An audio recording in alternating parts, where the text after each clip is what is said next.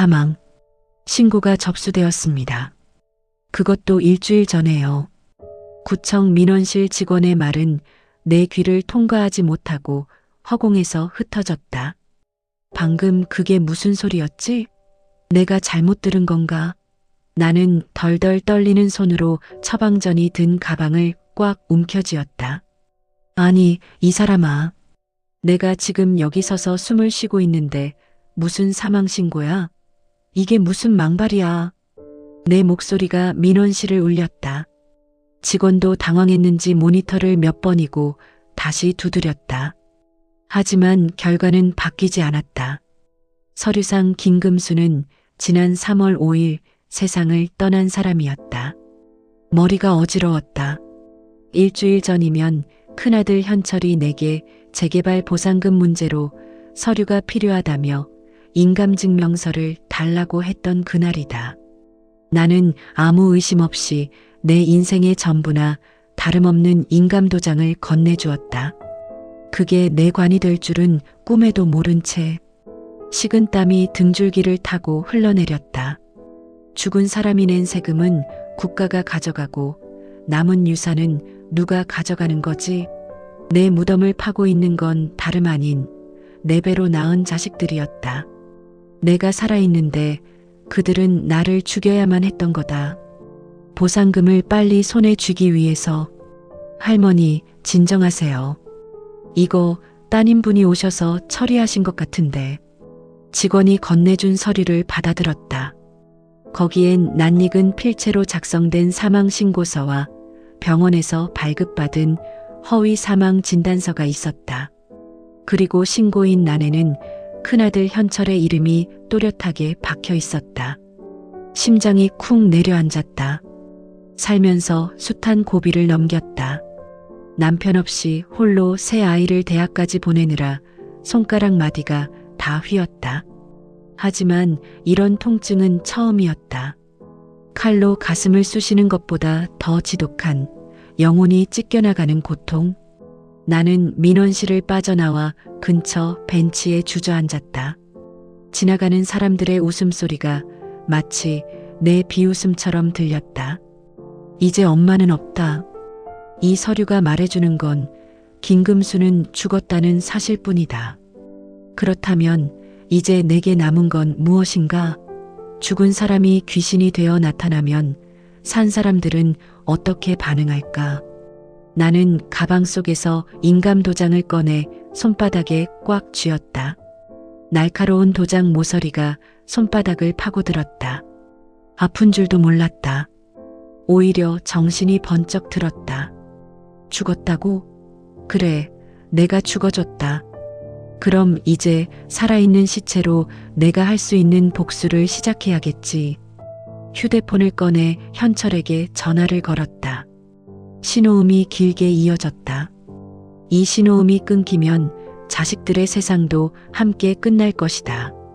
나는 입술을 꽉 깨물었다. 여보세요? 엄마, 나 지금 회의 중인데 왜? 현철의 목소리가 들렸다. 나는 아무 말도 하지 않았다.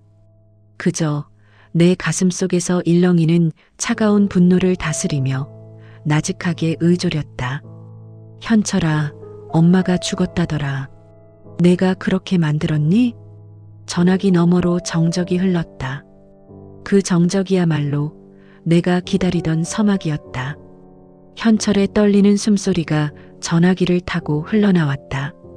평소에 그 당당하고 오만한 목소리는 온데간데 없었다. 나는 그 찰나의 정적 속에서 지난 세월, 내가 그놈들을 위해 쏟아부었던 눈물과 땀이 산산조각 나는 소리를 들었다. 엄마, 지금 무슨 소릴? 회의 중이라고 했잖아. 그래, 회의 중이겠지. 내 인생을 어떻게 분배할지, 그 재개발 보상금을 어떻게 갈라먹을지 회의 중이었겠지. 나는 담담하게 내뱉었다. 내 목소리는 놀랍도록 차분했다. 70평생 자식들의 기침소리 하나에도 놀라 잠을 설치던 어미는 이제 죽었다. 지금 전화기를 쥐고 있는 건 죽음을 선고받은 이름 없는 유령일 뿐이다. 엄마, 거기 어디야? 내가 지금 갈게. 아니, 누나한테 가 있어. 우리 나중에 얘기해. 아니, 현철아. 얘기는 지금 해야지. 내가 조금 전에 구청에 다녀왔거든. 서류가 한 장 있더라고. 사망진단서. 참 신기하지 않니? 난 이렇게 멀쩡히 살아있는데 내 자식이 내 사망 신고를 했더구나. 전화기 너머로 무언가 툭 떨어지는 소리가 났다. 현철이 휴대폰을 떨어뜨린 모양이었다. 나는 벤치에 등을 기대고 하늘을 올려다보았다. 눈이 시리게 파란 하늘이었다. 이토록 평화로운 하늘 아래서 내 자식은 제 엄마를 죽은 사람으로 만들고 보상금을 챙기려 했다. 나는 전화를 끊지 않았다. 현철이 당황해서 우왕좌왕하는 소리, 옆 동료에게 급히 말하는 소리, 그리고 다급하게 현장을 빠져나가는 발소리가 생생하게 들렸다. 그 소리마저도 이제는 역겹기만 했다. 나는 천천히 벤치에서 일어나 발걸음을 옮겼다. 향한 곳은 우리 집, 아니, 이제는 남의 집이 되어버린 그곳이었다. 그곳으로 가는 길은 험난했다. 지난 40년 저 골목길을 얼마나 드나들었는지 모른다. 장사 끝나고 돌아오며 자식들 줄 간식 사들고 비가 오면 자식들 우산 챙겨 뛰어오던 그 길. 그 길의 돌멩이 하나하나가 내 핏줄 같다 생각했다. 하지만 이제 그 돌멩이들이 내 발등을 찍는 것만 같았다. 집 앞에 도착했을 때 현관문 비밀번호를 눌렀다. 삐비빅 마이너스. 비밀번호가 맞지 않습니다. 손이 떨렸다. 내가 10년 넘게 써온 번호였다. 다시 한번 눌렀다. 삐비빅 마이너스. 비밀번호가 맞지 않습니다. 그제야 알았다. 그들은 내가 모르는 사이에 모든 것을 바꾸어 놓았다는 것을. 집의 명의뿐만 아니라 집안의 비밀번호까지. 나는 도어락 앞에서 한참을 서 있었다. 문 너머에서 들려오는 TV 소리, 며느리 희진의 웃음소리가 들렸다. 그 평화로운 일상 속에 내가 들어설 자리는 더 이상 없었다. 나는 문고리를 잡고 크게 소리치고 싶었다. 나 여기 있다. 너희 엄마 여기 살아있다. 라고. 하지만 참았다. 지금 여기서 문을 부수고 들어가는 건 어리석은 짓이었다. 나는 조용히 가방을 열어 챙겨두었던 내 보물 1호, 낡은 수첩을 꺼냈다. 그 수첩에는 지난 40년간 내가 자식들 몰래 모아온 비상금 내역과 사채업자들에게 시달리는 현철이 내게 비밀스럽게 빌려갔던 돈의 차용증들이 적혀 있었다. 나를 죽이려 했느냐? 그럼 너희들이 숨긴 그 어둠을 내가 다 들춰내주마. 나는 뒤돌아섰다. 골목 끝에서 나를 기다리고 있을 최 변호사에게 가야 했다. 그는 내 고등어 장사 시절부터 알고 지낸 정직한 사람이었다. 그에게 이 모든 것을 털어놓고 자식들이 왜 이토록 서둘러 나를 사망 처리까지 해야 했는지 알아야 했다. 골목을 빠져나오는데 낯익은 얼굴이 보였다. 막내 아들 현석이었다. 현석은 나를 보고는 눈을 크게 뜨더니 득달같이 달려와 내 팔을 낚아챘다. 엄마, 진짜 여기 계셨어? 형이 지금 엄마 집에 없다고. 현석의 눈은 빨갛게 충혈되어 있었다. 평소 착하고 여린 막내.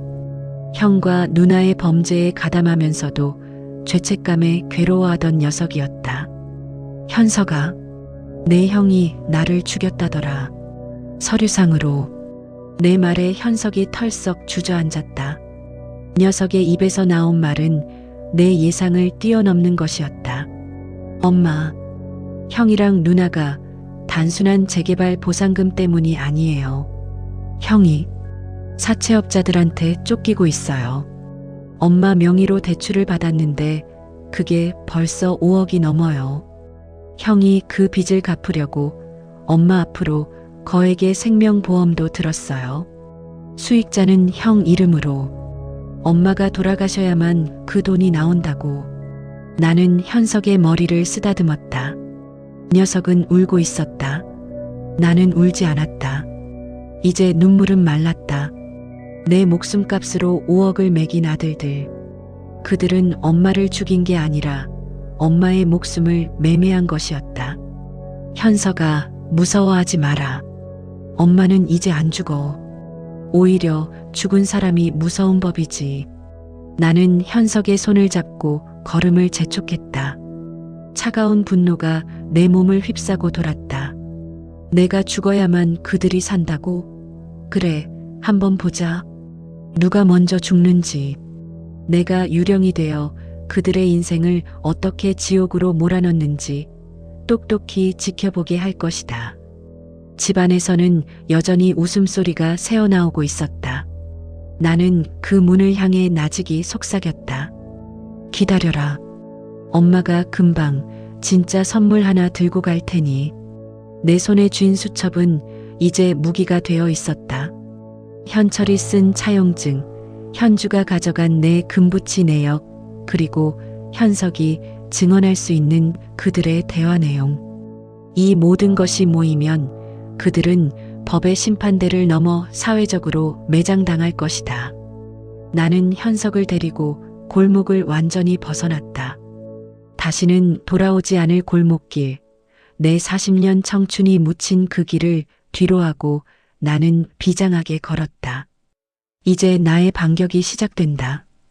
골목을 빠져나오자 매캐한 매연과 도시의 소음이 나를 반겼다.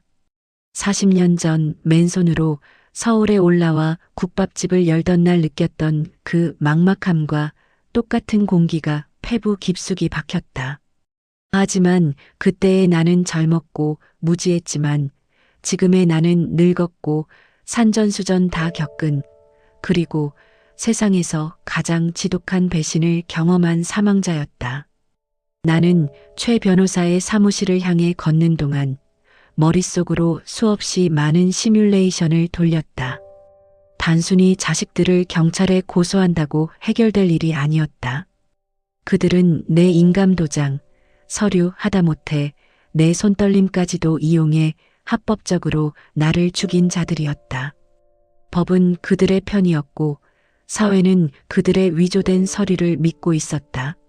내가 산 사람임을 증명하는 것보다 그들이 나를 죽였다는 것을 증명하는 것이 수백 배는 더 어려울 것이라는 사실을 직감했다. 엄마, 정말 괜찮으세요? 형들이 알면 정말 가만히 있지 않을 텐데. 현석이 뒤에서 헐떡이며 물었다. 녀석의 겁먹은 눈빛이 애처로웠지만 지금은 그 애처로움조차 사치였다. 현석아, 너 형들 편에 서서 그동안 무슨 짓을 했는지 다 말해봐. 하나도 빠짐없이. 엄마. 그게. 말해. 지금 내가 살 길은 나를 돕는 것밖에 없어. 형들과 함께 죄인이 될래? 아니면 엄마와 함께 그 썩은 밧줄을 끊어낼래? 현석은 한참을 망설이다가 결국 입을 열었다. 형 현철이 사채업자들에게 손가락이 잘릴 뻔했다는 이야기, 누나 현주가 내 명의로 몰래 받은 신용대출이 카드 돌려막기로 이어져 이미 파산 직전이라는 이야기까지. 녀석의 고백은 내가 짐작했던 것보다 훨씬 더 추악하고 비참했다. 내 자식들이 저지른 죄는 단순히 엄마를 죽인 것이 아니라 내 이름으로 세상 모든 빚을 다 지고 그 빚을 갚기 위해 또 다른 범죄를 저지르는 연쇄적 파멸의 과정이었다. 사무실 문을 열고 들어가자 최 변호사가 돋보기를 벗으며 나를 반겼다. 그는 내 몰골을 보고는 짐작했다는 듯 묵묵히 의자를 내주었다. 금순 씨, 얼굴이 안 좋으시네요.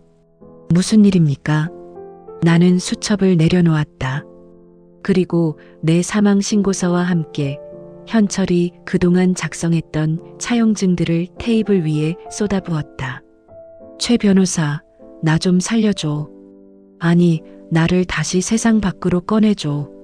최 변호사는 서류들을 훑어보며 미간을 찌푸렸다. 한참의 정적이 흘렀다.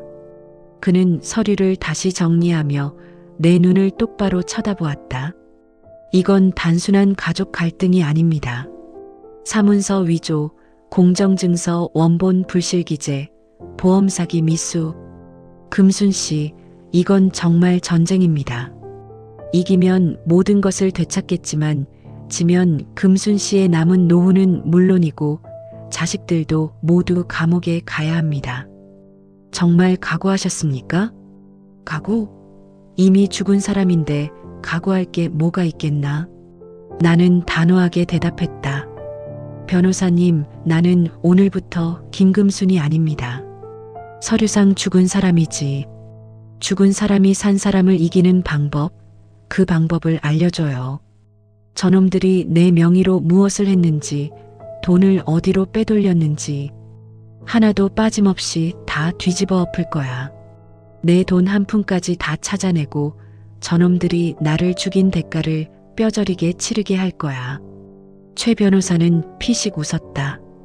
그 웃음은 비웃음이 아니라 비장함이었다. 좋습니다. 그렇다면 우선 금순 씨의 신분을 복구하는 것부터 시작하지 맙시다. 오히려 죽어있는 상태를 이용하는 겁니다. 사기꾼들은 죽은 사람의 명의가 다시 살아나면 꼬리를 감추고 도망칠 테니까요. 그들이 방심하는 사이에 그들의 모든 자금 흐름을 동결시키고 법적인 그물을 촘촘하게 쳐야 합니다. 나는 고개를 끄덕였다. 현석을 쳐다보았다. 녀석은 이제 완전히 나를 따르겠다는 결심을 한 듯 비장한 표정으로 서 있었다. 현석아, 너는 이제부터 형과 누나의 눈이 되어라. 그들이 지금 어디에 있고 무슨 계획을 세우고 있는지 나한테 다 보고해. 엄마, 하지만 무서워? 내가 그동안 형들과 함께했던 죄도 무거워. 내가 그 밧줄을 끊지 않으면 너도 함께 지옥으로 끌려갈 거야. 이번이 내가 살 수 있는 마지막 기회야. 현석은 떨리는 입술을 앙다물고 고개를 끄덕였다. 그날 저녁 나는 최 변호사의 사무실 한 구석에서 밤을 지새웠다. 창밖으로 비치는 화려한 서울의 불빛이 낯설게 느껴졌다. 나는 거울 속에 비친 내 얼굴을 보았다. 죽은 사람의 얼굴이 아니었다. 수십 년간 억눌려 왔던, 자식을 위해서라면 무엇이든 할 수 있었던, 하지만 이제는 복수를 위해서라면 무엇이든 할 수 있는 차갑게 각성한 한 여자의 얼굴이었다. 현철아, 현주야. 엄마가 죽었다고 좋아했니? 아니, 이제 시작이다. 너희가 서류상으로 파버린 그 무덤에서 내가 어떻게 기어 올라와 너희의 세상을 뒤흔드는지 똑똑히 보여줄 테니까. 나는 수첩을 다시 펼쳤다. 이제는 복수를 위한 설계도가 된 나의 인생 기록들. 나는 가장 먼저 그들이 내 명의로 가입했던 생명보험사를 찾아가기로 결심했다. 그곳이 바로 그들의 숨통을 끊어놓을 첫 번째 단추가 될 것이었다. 내 가슴 속에서는 불꽃이 일고 있었다. 두려움은 사라졌다. 오직 나를 버리고 죽음으로 내몬 자들을 향한 서늘한 복수심만이 나의 새로운 심장이 되어 뛰고 있었다. 나는 짐을 챙겼다. 죽은 자의 행진이 시작되었다. 어둠이 짙게 깔린 서울의 밤거리. 나는 낡은 모자를 푹 눌러쓰고 거리로 나섰다.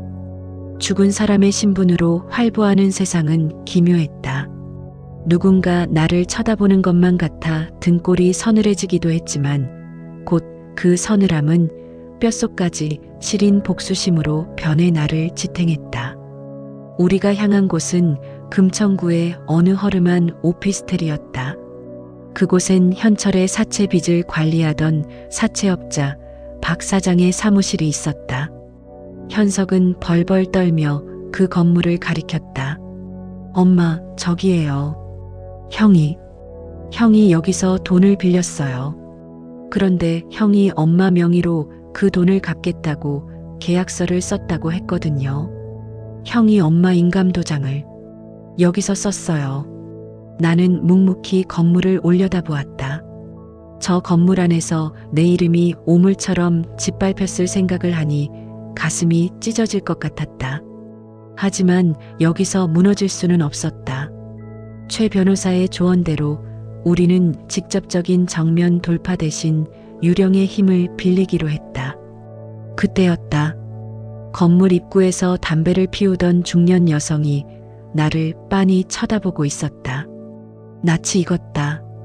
국밥집을 운영할 때 늘 가게 구석에서 말없이 혼자 밥을 먹고 가던 벙어리 순심이었다. 그녀는 우리 집 근처에서 폐지를 줍던 사람이기도 했다. 그녀가 나를 알아보았는지 눈을 크게 뜨고 다가왔다. 금순 언니? 순심이는 벙어리였지만 눈빛만으로도 수많은 말을 할 수 있는 여자였다. 그녀는 내 손을 잡고 다급하게 골목 안쪽으로 나를 끌고 들어갔다.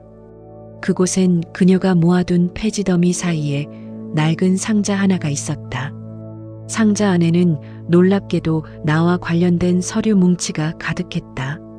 이걸 어디서 났니? 순심이는 서툴게 손짓하며 설명했다. 알고 보니 그녀는 이 골목에 보이지 않는 감시자였다. 밤낮 없이 폐지를 줍는 그녀의 눈은 우리 집 앞을 기웃거리는 수상한 놈들을 모두 기억하고 있었다.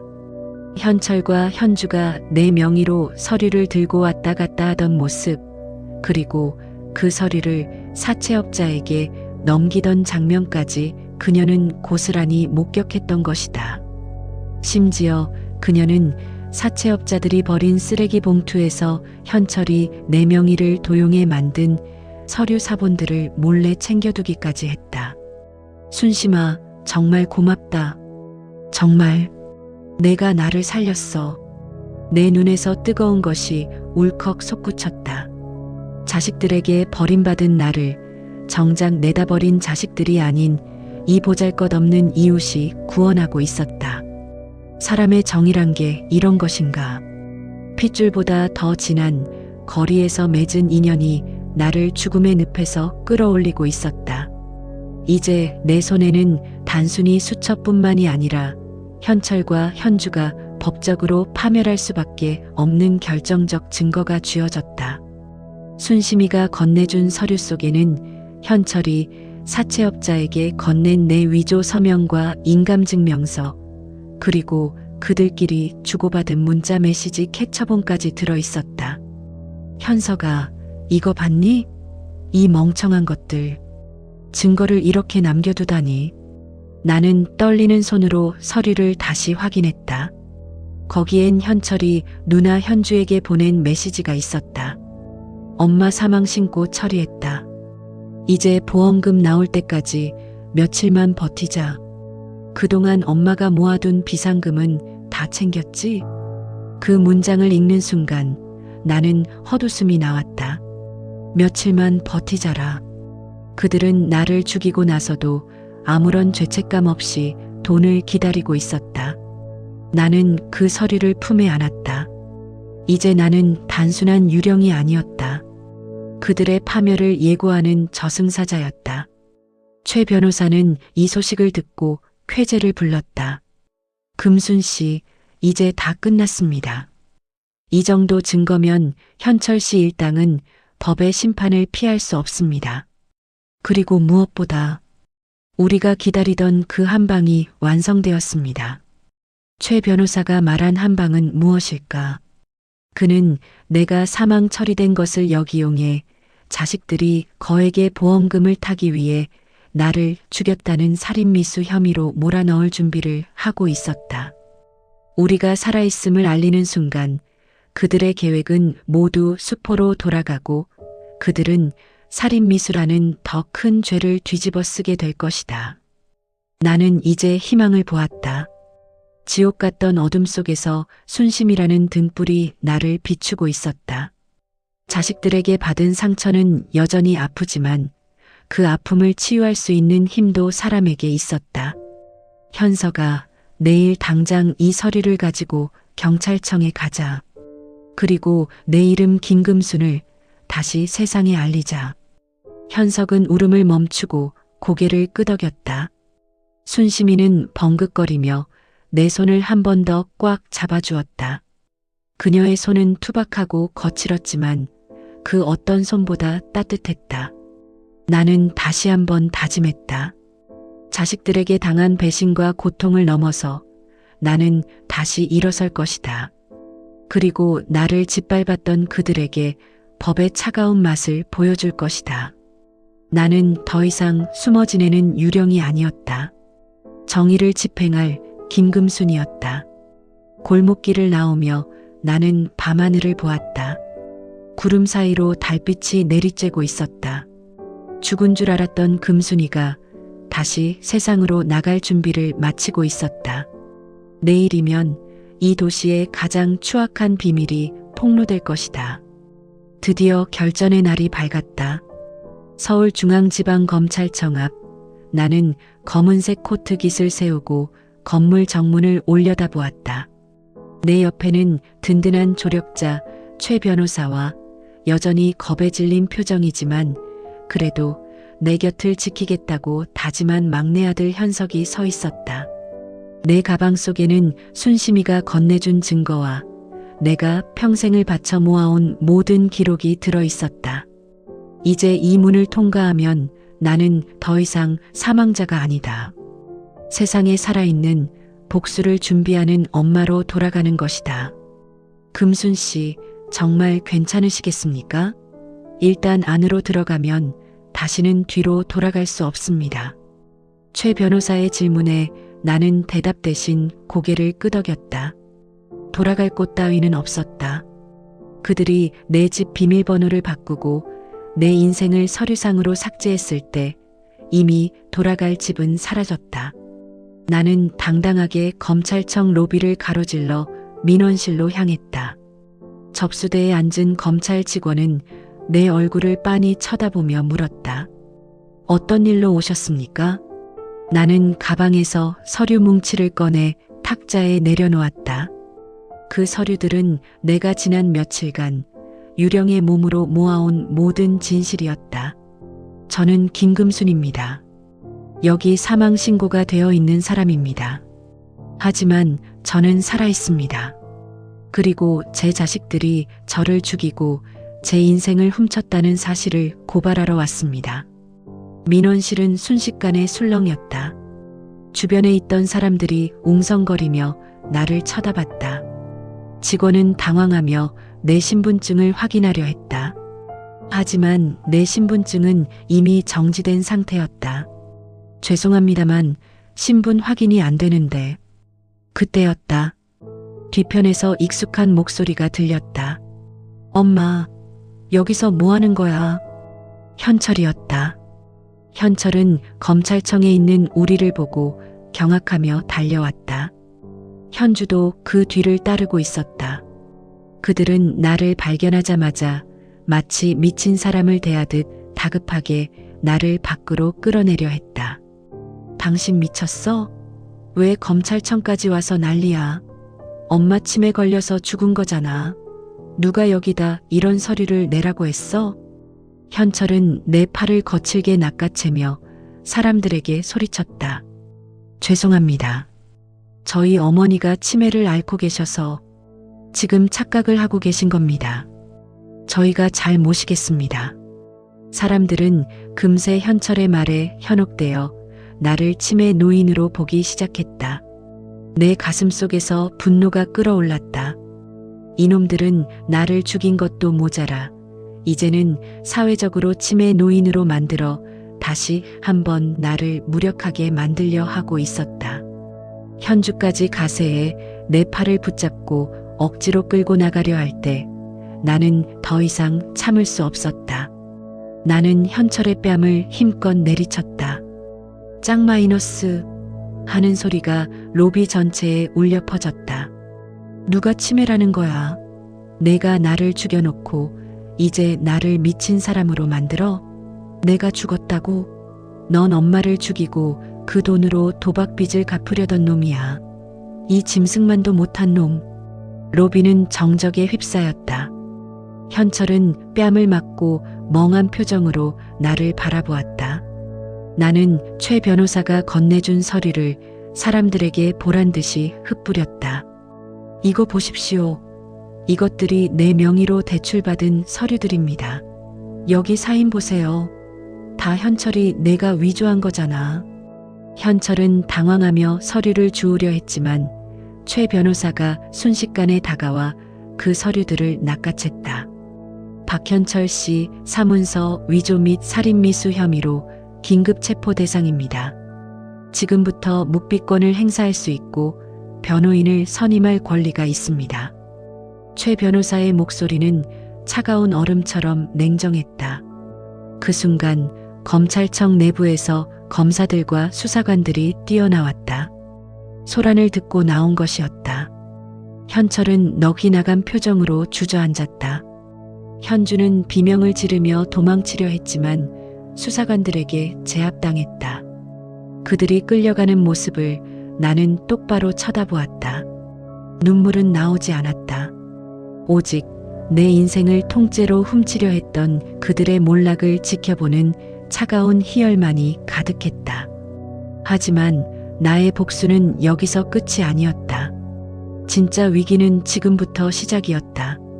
내가 이들을 고발했다는 사실을 알게 된 사채업자들과 공범인 공무원들이 가만히 있을 리가 없었다. 내 등 뒤로 누군가 거칠게 다가오는 기운이 느껴졌다. 돌아보니 현철에게 돈을 빌려줬던 사채업자 박 사장의 부하들이었다. 그들은 검찰청 앞까지 쫓아와 우리를 노려보고 있었다. 김금순 할매, 당신이 살아있으면 곤란하지. 우리 돈은 누가 갚아? 그들은 험악한 인상으로 내 앞을 가로막았다. 검찰청 앞이라 해도 그들은 거침이 없었다. 현석은 겁에 질려 내 뒤로 숨었다. 엄마, 도망쳐요. 나는 도망치지 않았다. 나는 그들을 똑바로 노려보았다. 내가 유령으로 살며 알아낸 것들, 그것들이 이들에게는 훨씬 더 치명적일 것이라는 확신이 들었다. 박 사장한테 전해. 그놈이 저지른 불법 대출과 자금 세탁 증거, 내가 다 가지고 있다고. 나 하나 건드리면 너희 조직 전체가 오늘로 끝날 줄 알아. 그들은 잠시 멈칫했다. 내 눈빛에 담긴 도끼를 읽었을 것이다. 나는 최 변호사가 미리 불러둔 경찰차의 사이렌 소리를 들으며 생각했다. 현철아, 현주야. 너희는 이제 시작이다. 엄마는 죽어서도 너희를 지켜보고 너희가 저지른 모든 죄를 하나하나 갚게 할 거다. 검찰청 앞의 소란 속에서 나는 비로소 내가 살아있음을 온몸으로 느꼈다. 짓밟히고 무너졌던 70년 인생이 이제야 비로소 내 목소리를 내고 있었다. 이것은 복수였지만 동시에 가장 아름다운 내 인생의 되찾기였다. 검찰청 앞에서의 소란은 짧았지만 그 여파는 태풍처럼 몰아쳤다. 현철과 현주가 수갑을 차고 연행되는 모습은 뉴스 속보를 타고 온 동네로 퍼져나갔다. 하지만 그 통쾌함도 잠시.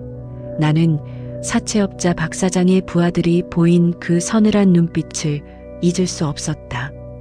그들은 단순한 깡패가 아니었다. 내 명의로 수십억 대의 대출을 서류상으로 만들어낸 기업형 사기 조직의 하수인이었다. 사건은 내가 예상했던 것보다 훨씬 더 깊은 구덩이를 파고 있었다. 검찰청을 나와 최 변호사의 차에 오르려는 찰나 휴대전화가 울렸다. 발신자 제한 표시였다. 나는 떨리는 손으로 전화를 받았다. 김금순 할매, 당신 참 용감하더군. 그런데 그거 알아? 당신이 서류상으로 죽어 있는 동안 우리 조직이 당신 명의로 무슨 짓을 했는지. 낮고 굵은 박 사장의 목소리였다. 나는 이를 악물고 받아쳤다. 내가 한 짓은 다 알고 있다. 넌 이제 끝났어. 검찰에 모든 증거를 제출했으니까. 증거? 하하 할매.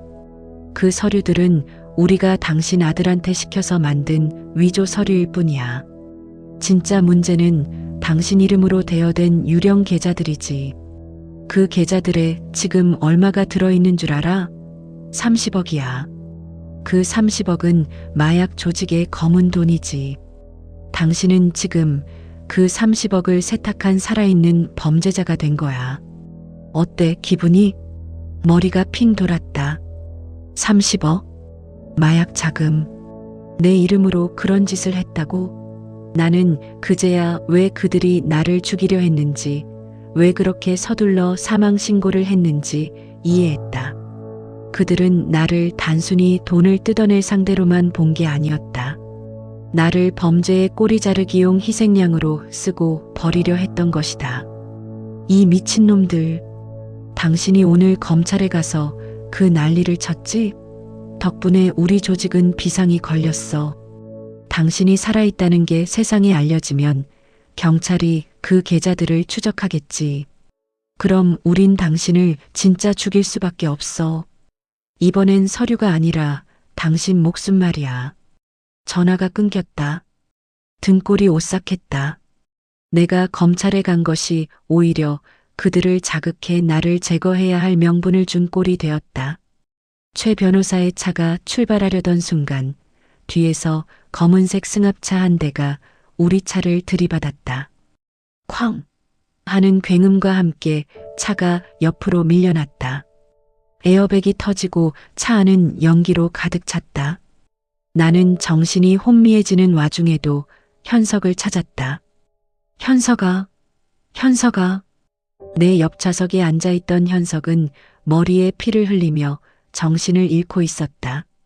나는 떨리는 손으로 문을 열고 밖으로 기어 나왔다. 앞차에서 검은 마스크를 쓴 남자 3명이 내렸다.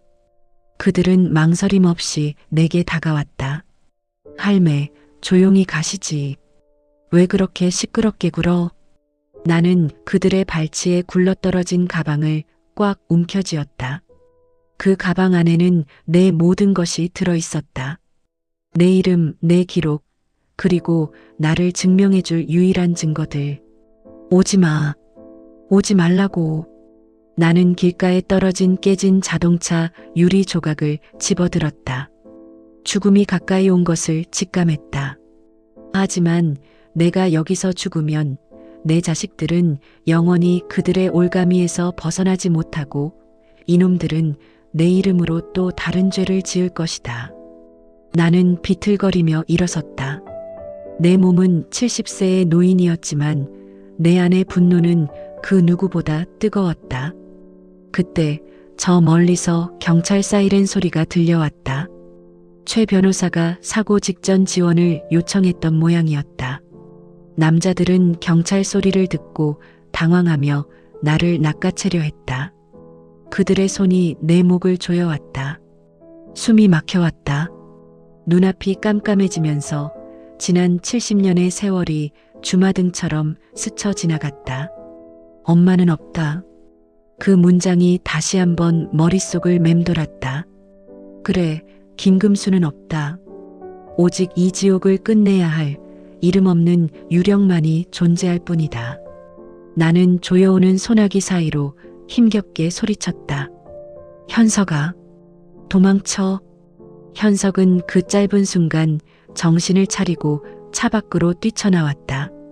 그리고 지나가는 택시를 붙잡고 나를 가리키며 울부짖었다. 그 택시 기사님은 다행히도 내 국밥집 단골 손님이었다. 기사님은 차에서 내려 몽둥이를 들고 달려왔다. 이놈들아, 무슨 짓이야? 순식간에 상황은 아수라장이 되었다.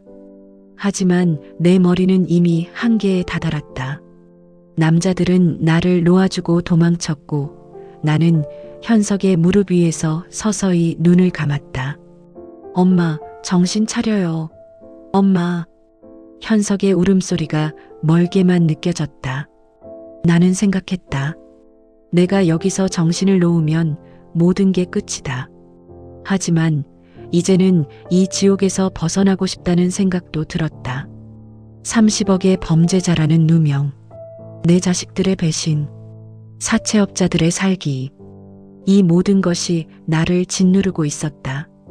나는 정신을 잃기 직전 주머니에 넣어두었던 작은 녹음기를 확인했다.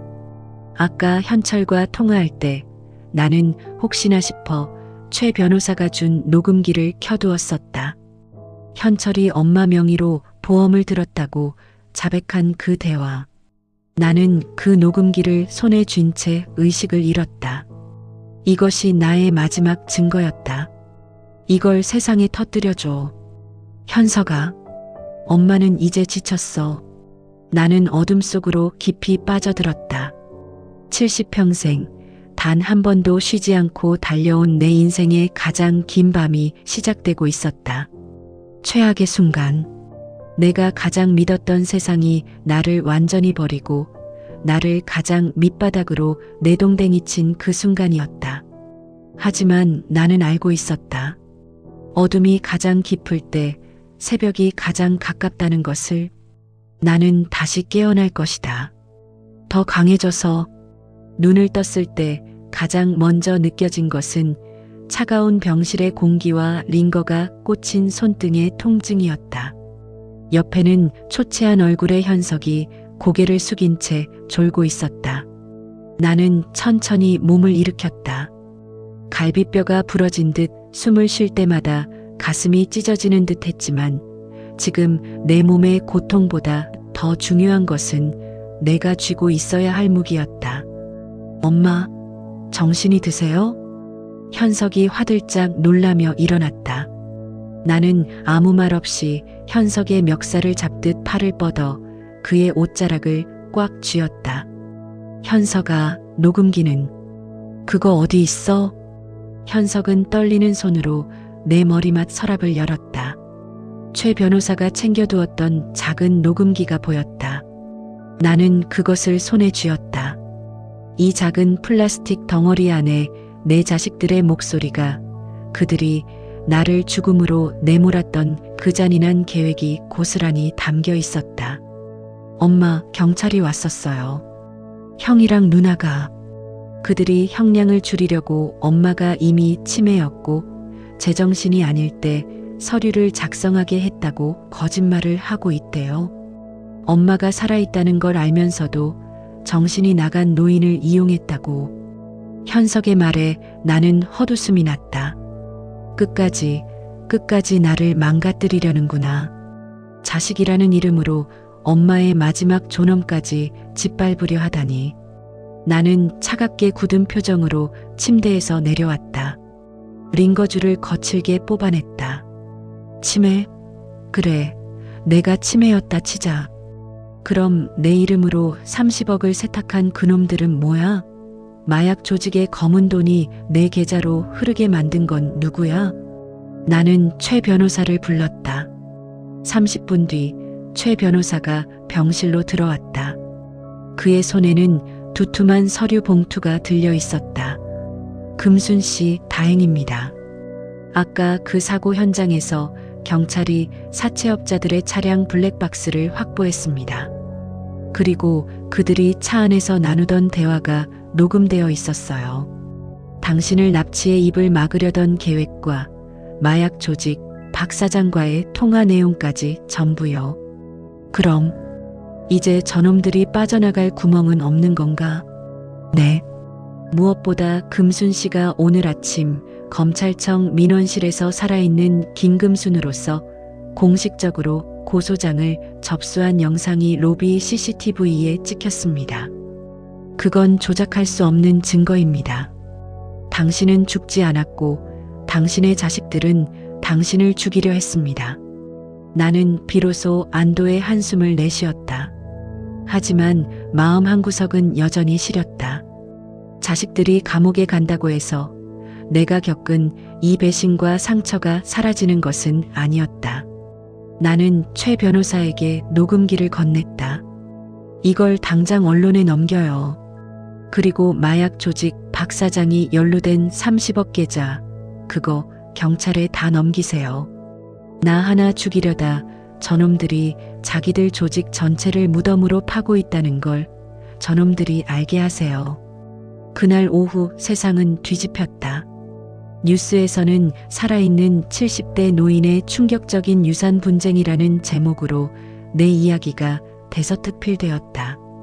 자식들이 엄마를 사망 처리하고 보험금을 노린 사건, 그리고 그 배우의 거대 마약 조직에 자금 세탁이 있었다는 사실까지 낱낱이 공개되었다. 경찰은 즉각 사채업자 박 사장 일당을 체포했고 현철과 현주는 법정에서 살인미수 혐의로 구속되었다. 수갑을 찬 채 끌려가는 현철의 얼굴을 TV 화면으로 보았다. 그놈은 울고 있었다. 하지만 그 눈물은 엄마를 향한 반성의 눈물이 아니라 자신의 인생이 파멸했다는 것에 대한 억울함의 눈물이었다. 나는 병실 창가에 서서 그 모습을 지켜보았다. 내 마음속에서 폭풍처럼 휘몰아치던 분노가 서서히 가라앉고 있었다. 나는 깨달았다. 복수는 단순히 그들을 망하게 하는 것이 아니었다. 내가 다시 살아있음을 증명하고 내 이름으로 저지른 그들의 추악한 범죄를 내 손으로 씻어내는 것. 그것이 내가 할 수 있는 가장 완벽한 복수였다. 내 곁에 현석이 다가와 섰다. 녀석은 아무 말 없이 내 어깨를 감싸 안았다. 엄마, 미안해요. 내가 더 일찍 말했어야 했는데. 나는 현석의 등을 토닥였다. 내 자식들 중 유일하게 밧줄을 끊고 나에게 돌아온 녀석. 녀석의 눈물은 진심이었다.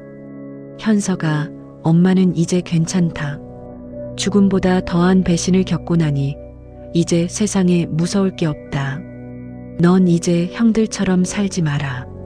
남의 것을 훔치거나 엄마의 목숨을 팔아 돈을 벌 생각은 꿈도 꾸지 마. 창밖으로 노을이 지고 있었다. 70년 인생, 늘 남을 위해 살고 내 것은 챙기지 못했던 나의 삶이 이제야 비로소 내 것이 되었다. 유령으로 살았던 며칠간의 시간은 내게 죽음보다 더한 고통을 주었지만 동시에 내가 누구인지 무엇을 위해 살아야 하는지를 깨닫게 해준 가장 값진 시간이었다. 나는 병실을 나서기로 했다. 이제는 법정에 서야 할 시간이었다. 내 자식들이 그리고 나를 죽이려 했던 그 악마들이 어떤 벌을 받는지 내 눈으로 똑똑히 지켜볼 것이다. 나는 당당하게 걸음을 옮겼다. 나의 70세, 나의 복수는 이제 완성되어 가고 있었다. 법정의 공기는 얼음장처럼 차가웠다. 판결문이 낭독되는 짧은 순간, 장례는 숨소리조차 들리지 않을 만큼 정적에 잠겼다. 피고인석에 앉은 현철과 현주, 그리고 박 사장 일당은 고개를 푹 숙인 채 말이 없었다. 그들이 저지른 죄목은 낱낱이 밝혀졌다. 살인미수, 사문서 위조, 그리고 마약 자금 세탁까지. 판사의 입에서 그들이 감당해야 할 형량이 차례로 떨어질 때마다 방청석에서는 낮게 탄식하는 소리가 새어나왔다. 현철이 12년, 현주가 8년. 그리고 박 사장은 무기징역이었다. 판결이 확정되자 현철은 짐승 같은 울음을 터뜨렸다. 엄마를 죽이려 했던 그 잔인함은 온데간데없고 이제야 자신에게 닥친 현실에 대한 공포만이 남은 비겁한 울음이었다. 나는 그들을 바라보지 않았다. 대신 나를 옥죄던 그 지옥 같은 서류들, 내 인생을 유령으로 만들었던 그 서류들이 더 이상 나를 지배하지 못한다는 사실에 깊은 안도감을 느꼈다. 법정을 나오니 눈부신 햇살이 쏟아지고 있었다. 나를 기다리던 최 변호사와 현석이 안도의 한숨을 내쉬며 다가왔다. 고생하셨습니다, 금순 씨. 이제 정말 끝났습니다. 끝난 게 아니야. 이제야 내 진짜 삶이 시작되는 거지. 나는 최 변호사의 손을 꽉 잡았다. 그의 도움 없이는 결코 올 수 없었던 길이었다. 돌아오는 길에 나는 순심이의 거처를 들렀다. 그녀는 여전히 그 골목에서 폐지를 줍고 있었다. 나는 그녀의 손에 따뜻한 국밥 한 그릇과 함께 그동안 감사의 인사를 적은 편지를 쥐어주었다. 고맙다, 순심아. 내가 아니었으면 나는 정말 죽었을 거야. 순심이는 눈물을 훔치며 손짓으로 내게 인사를 건넸다. 그날 이후 나는 자식들의 빚을 갚기 위해 내 남은 재산을 모두 정리했다. 30억의 돈은 물론 내 평생의 노후를 위해 모아둔 쌈짓돈까지 모두 사채업자들에게 넘어갔던 것을 법적으로 모두 회수해 국가에 환수했다. 내 자식들이 저지른 죄를 씻어내기 위한 마지막 숙제였다. 나는 이제 빈털터리가 되었다. 하지만 신기하게도 마음은 그 어느 때보다 가벼웠다. 낡은 원룸으로 이사를 하고 다시 작은 반찬 가게를 시작했다. 더 이상 자식들을 위한 것도 남의 시선을 위한 것도 아니었다. 오직 김금순, 나 자신의 소박한 즐거움을 위한 일이었다. 가끔 면회를 오라는 편지가 온다. 현철과 현주에게서 오는 용서해달라는, 엄마가 보고 싶다는 비겁한 애원들. 나는 그 편지들을 읽지 않고 그대로 태워버렸다. 용서? 그건 내가 할 수 있는 일이 아니다. 그들은 죄의 대가를 치러야 하고 나는 내 남은 인생을 온전히 나로 살아가야 한다. 그것이 내가 선택한 진정한 화해이자 나 자신을 향한 사랑이었다. 어느 날 저녁 가게 일을 마치고 창밖을 보는데 노을이 졌다. 예전의 나였다면 자식들 밥 차려줄 생각에 급히 뛰어갔을 시간이다. 하지만 지금은 다르다. 나는 천천히 율무차를 한 잔 타서 창가에 앉았다. 엄마, 오늘 가게 어땠어요? 현석이 퇴근길에 들러 반갑게 물었다. 녀석은 이제 완전히 달라졌다. 낮에는 공장에서 일을 하고 밤에는 검정고시를 준비한다. 현철과 현주가 떠나간 자리를 채우는 건 아니지만 현석은 내 옆에서 함께 숨쉬는 새로운 가족이 되었다. 그래, 오늘 아주 좋았다. 손님들도 많았고. 나는 현석에게 웃으며 말했다. 엄마, 힘들지 않으세요? 다 잃었는데. 잃은 게 아니라 버린 거다, 현석아. 나를 죽이려 했던 그 무거운 짐들을 버린 거야. 이제야 내 인생이 내 것이 된 것 같아서 얼마나 시원한지 모른다. 나는 창밖의 풍경을 다시 바라보았다. 도시의 불빛들이 하나둘 켜지고 있었다. 그 빛들은 더 이상 내 목을 조르던 올가미가 아니었다. 이제는 나를 향해 빛나는 내가 스스로 선택한 내일이었다. 죽었던 김금수는 죽지 않았다. 오히려 더 강하고 더 투명해진 영혼으로 다시 태어났다. 나는 가게 문을 닫고 간판 불을 껐다. 내일은 더 밝은 해가 뜨겠지. 나는 기분 좋게 잠자리에 들었다. 이제 내 삶에는 엄마라는 이름 뒤에 숨겨진 희생도, 자식이라는 이름 뒤에 숨겨진 배신도 없었다. 오직 김금순이라는 이름으로 나는 내일 아침을 맞이할 것이다. 그것은 참으로 달콤하고도 평온한 시작이었다.